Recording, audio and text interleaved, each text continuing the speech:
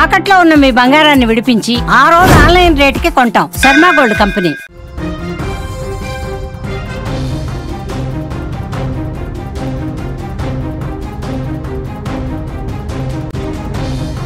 BRS working president KTR భారతదేశంలో లేని time చూసి కవిత ఒక కీలకమైన స్టెప్ తీసుకోబోతున్నారు. కవిత తీసుకోబోయే కీలకమైన స్టెప్ మొత్తం బీఆర్ఎస్నే కొంత నిర్ఘాంతపోయేలా చేస్తుంది. ముఖ్యంగా కేసీఆర్, బీఆర్ఎస్ అధినేత కేసీఆర్ అవాక్కయ్యేలా చేస్తుంది. ఇంతకీ కవిత తీసుకోబోతున్న ఆ స్టెప్ ఏంటో తెలుసా? బీఆర్ఎస్ పార్టీకి పోటీగా తను తెలంగాణ జాగృతి ఆఫీస్ని ఓపెన్ చేయటం. ఇది మొదటి స్టెప్ అయితే, రెండో స్టెప్ ఏంటంటే కేసీఆర్కి కాళేశ్వరం నోటీసులు ఇచ్చిన కాళేశ్వరం కమిషన్ నోటీసులు ఇవ్వడానికి నిరసనగా జూన్ 4వ తేదీన ఇందిరా పార్క్ దగ్గర ధర్నా చేయటం. కవిత తీసుకున్న ఈ రెండు స్టెప్పులు మొత్తానికి బీఆర్ఎస్ పార్టీలో కీలక చర్చకు దారితీస్తున్నాయి. ఇటు రాజకీయ వర్గాల్లో కూడా కీలకమైన చర్చకు అవకాశాన్ని కల్పిస్తున్నాయి. కవిత మొదటి నుంచి చాలా స్పష్టంగా చెప్తున్నారు, బీఆర్ఎస్ వర్కింగ్ ప్రెసిడెంట్ సరైన పనులు చేయట్లేదని. బీఆర్ఎస్ వర్కింగ్ ప్రెసిడెంట్ ట్విట్టర్కు మాత్రమే పరిమితమయ్యారని, సొంత తన అన్న కేటీఆర్కు వ్యతిరేకంగా ఆమె స్వరాన్ని వినిపిస్తున్నారు. అటువంటి కవిత తన వర్గాన్ని బలపరుచుకుంటూనే తన సామర్థ్యాన్ని నిరూపించుకునే ప్రయత్నం చేస్తున్నారు. బీఆర్ఎస్ పార్టీలోనే ఉంటాను అని బాహాటంగా బయటకు చెబుతున్న కవిత బీఆర్ఎస్ని బీజేపీలో విలీనం చేసే కుట్ర జరుగుతుందని కూడా ఆమె గొంతు విప్పి బయటికి బహిర్గతంగానే మాట్లాడుతున్నారు. ఇకపోతే కవిత వరుస పర్యటనలు చేస్తున్నారు. నిన్న మంచిర్యాల జిల్లాలో పర్యటించారు. ఇవాళ బంజారాహిల్స్ ఏరియాలో కవిత తన ఇంటికి సమీపంలోనే తెలంగాణ జాగృతి కార్యాలయాన్ని ప్రారంభించబోతున్నారు. కవిత ఈ కార్యాలయం ఏర్పాటు వెనుక ఒక పెద్ద వ్యూహం ఉన్నట్టుగా రాజకీయ వర్గాల్లో చర్చ జరుగుతుంది. కవిత తన సొంత పార్టీ కార్యాలయం, సొంత విభాగానికి ఒక కార్యాలయాన్ని తయారు చేయడం వెనుక కవిత త్వరలోనే అవసరమైతే సొంతంగా పార్టీ పెట్టడానికి ఏర్పాట్లు చేసుకుంటున్నారు అనే సంకేతం వస్తుంది. అట్ ది సేమ్ టైం కేసీఆర్కి మద్దతుగా కాళేశ్వరం కమిషన్ కేసీఆర్కి నోటీసులు ఇవ్వడాన్ని వ్యతిరేకిస్తూ కవిత 4వ తేదీన ఇందిరా పార్క్ దగ్గర ధర్నాకు పిలుపునివ్వడం, ఆందోళనకు పిలుపునివ్వడం కూడా పార్టీ వర్కింగ్ ప్రెసిడెంట్ని ఇరకాటంలో పెట్టేందుకే అనే చర్చ జరుగుతుంది. పార్టీలో ఉంటే నాలా ఉండాలి, పార్టీలో స్పందిస్తే నాలా స్పందించాలని కేసీఆర్కి అర్థమయ్యే రీతిలో చెప్పేందుకే కవిత జూన్ 4వ తేదీన ఇందిరా పార్క్ దగ్గర ధర్నాకి పిలుపునిచ్చినట్టుగా తెలుస్తుంది. At the same time June 5వ తేదీన బీఆర్ఎస్ అధినేత కేసీఆర్ కాళేశ్వరం కమిషన్ ముందు హాజరయ్యే అవకాశాలు స్పష్టంగా ఉన్నాయి. కాళేశ్వరం కమిషన్ ముందు ప్రాజెక్టుని ఎలా కట్టాము, ప్రాజెక్టు కట్టడం వెనుక ఉద్దేశాలేంటి, ప్రాజెక్టు కట్టడానికి కలిగిన ఆలోచనలేంటి అనే విషయాన్ని పవర్ పాయింట్ ప్రజెంటేషన్ చేయాలని కూడా కేసీఆర్ ప్లాన్ చేసినట్టుగా తెలుస్తుంది.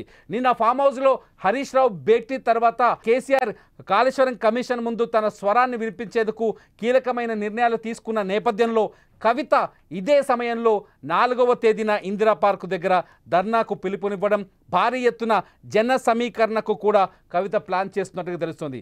ఈ ధర్నాలో తన శక్తి సామర్థ్యాల్ని, తన వెనుక ఉన్న జనాన్ని, తన వెనుక ఉన్న నాయకులని, అలాగే తన వెనుక ఉన్న పార్టీ కార్యకర్తల్ని ఒక్కసారిగా ఒక్కచోట బీఆర్ఎస్ అధినేతకు చూపించే ప్రయత్నం చేస్తున్నారంటూ కూడా చర్చ జరుగుతోంది.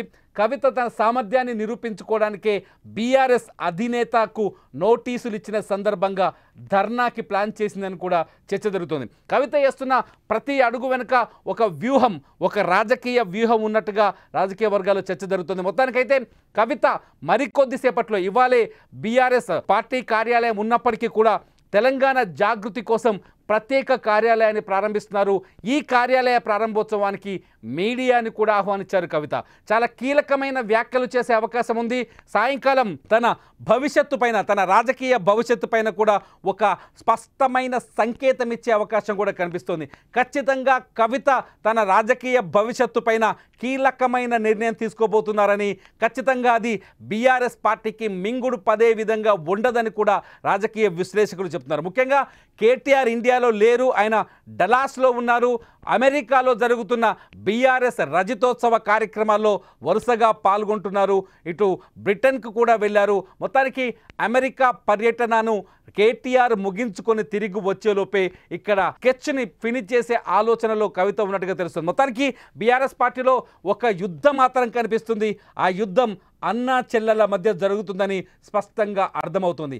బీఆర్ఎస్ నాయకత్వం కోసం కవిత బాహాటంగానే బహిరంగంగానే పోటీ పడుతున్నారు. కేటీఆర్కి అధ్యక్ష బాధ్యతలు, వర్కింగ్ ప్రెసిడెంట్ బాధ్యతలు ఇవ్వడం పట్ల ఆమె ఆందోళన వ్యక్తం చేస్తున్నారు. కేటీఆర్ వర్కింగ్ ప్రెసిడెంట్గా ఉంటే బీఆర్ఎస్ పార్టీని బీజేపీలో విలీనం చేస్తారని కూడా సంకేతాలు వచ్చే విధంగా మాట్లాడుతున్నారు. బీఆర్ఎస్ను బీజేపీలో విలీనం చేసే కుట్ర జరుగుతుందనే మాటని పదే పదే ప్రజల్లోకి తీసుకెళ్లే ప్రయత్నం చేస్తున్నారు కవిత. లీకు వీరులు, గ్రీకు వీరులు అంటూ నేరుగా కేటీఆర్కు తాకే విధంగా విమర్శలు చేస్తున్నారు. మొత్తానికి కేసీఆర్ ఈ పరిణామాల్ని ఎలా చూస్తారు? నిన్న హరీష్ రావుతో కీలకమైన చర్చలు జరిపారు కేసీఆర్. కవిత అంశం పైన కూడా హరీష్ రావు కీలకంగా చర్చించారు. ఈ సందర్భంలో హరీష్కి పార్టీ పగ్గాలు అప్పగించే అవకాశాలు ఉన్నాయనే ప్రచారం కూడా జరిగింది. హరీష్కి పార్టీ పగ్గాలు అప్పగించడం వల్ల కవిత కొంత సమన్వయం చేయగలడు, కవితను కొంత కంట్రోల్ చేయగలము అని కేసీఆర్ ఆలోచించినట్టుగా కూడా తెలుస్తుంది. మొత్తానికి కాళేశ్వరం కమిషన్ ముందు హాజరుకు ముందు కవిత కీలకమైన స్టెప్పులు వేస్తున్నారని చెప్పాలి. ఒకటి, తెలంగాణ జాగృతి పార్టీ కార్యాలయం ఓపెన్ చేయడం. 2, 4వ తేదీన కేసీఆర్కు సంఘీభావాన్ని ప్రకటిస్తూ నోటీసులకు వ్యతిరేకంగా ప్రభుత్వాన్ని నిలదీస్తూ ఇరికించే విధంగా ప్రభుత్వాన్ని ప్రశ్నిస్తూ 4వ తేదీన ఇందిరా పార్క్ దగ్గర ధర్నా చేయడం. ఈ 2 పరిణామాలు చూస్తుంటే కవిత అడుగులు చాలా బలంగా పడుతున్నాయి, కవిత ఆలోచనలు చాలా బలంగా కనిపిస్తున్నాయి, కవిత వ్యూహాలు కూడా చాలా బలంగా కనిపిస్తున్నాయి. రాజకీయంగా కవిత కూడా చాలా వ్యూహాత్మకమైన నాలెడ్జ్ ఉన్న మనిషి అని ప్రచారంలో ఉంది. కవిత వేసే ప్రతి స్టెప్పు ఇప్పటివరకు కేసీఆర్కి కలిసి వచ్చిందని చెప్తారు.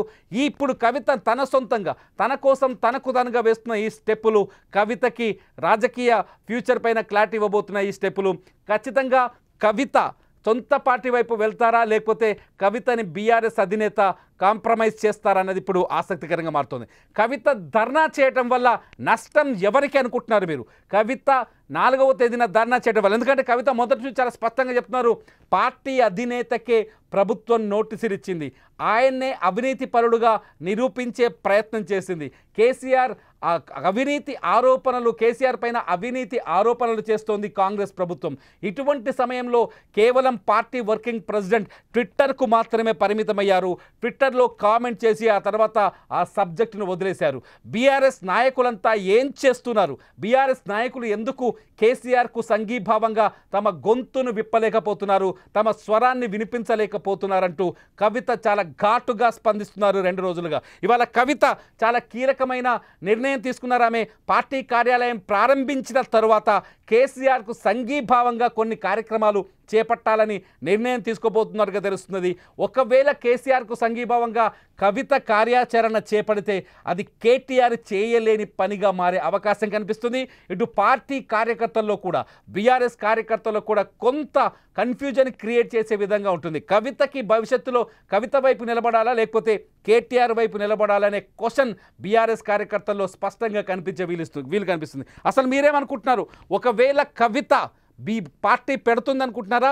అందుకోసమే ఈ కీలకమైన స్టెప్పులు తీసుకున్నారా? మీరేమనుకుంటున్నారనేది ఈ వీడియో కింద కామెంట్ చేయండి. చూస్తూనే ఉండండి Suman TV live for live updates.